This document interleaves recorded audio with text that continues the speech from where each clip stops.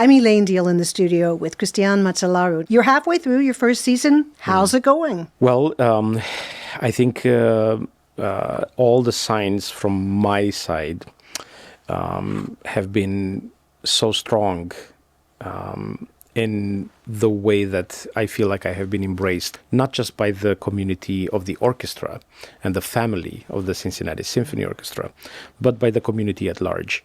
I love nothing more than starting to recognize so many people at the concert, and everyone seems to be so open about their connection to the symphony, and they make the experience of keeping alive a symphony orchestra and supporting it to thrive.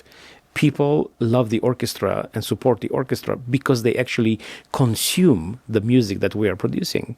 And they come to the concerts and they appreciate it and they understand it. And this was something that, I expected a version of this, but the intensity that I received is far beyond what I expected. And at the same time, the commitment from the musicians and their focus, the respect that they show me as their music director, these are all things that are not really a given. These are things that one has to either receive or find way to get them. But here I really feel like I received them as a gift. And I feel so grateful that I'm surrounded by musicians on stage and by an administration behind, that it's all looking towards the way that we can continue our mission of being the most relevant orchestra in the United States. And that relevance is not a competition with other ensembles, but rather it's really truly a state of mind for us in what can we do that the community here in Cincinnati benefits from our efforts.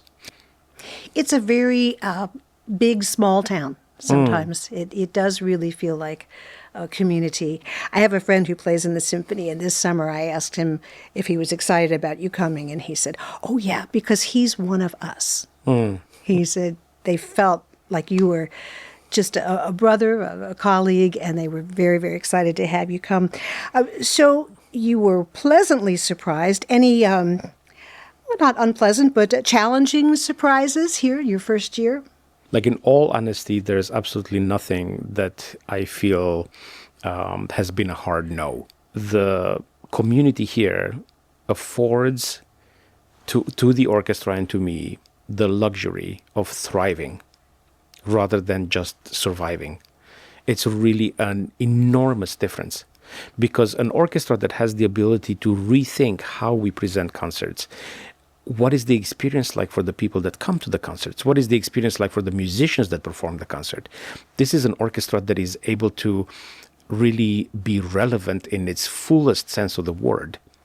And to have this opportunity, it's something so amazing that I have yet to be met with a challenge that we couldn't overcome.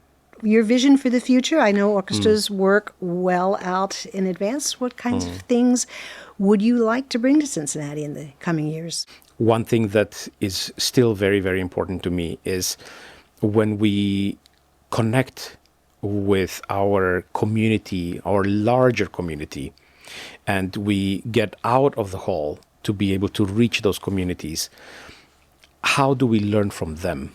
For me personally, I have experienced so many different musical styles and musical forms that then have ended up enhancing and benefiting, my Beethoven and my Mozart.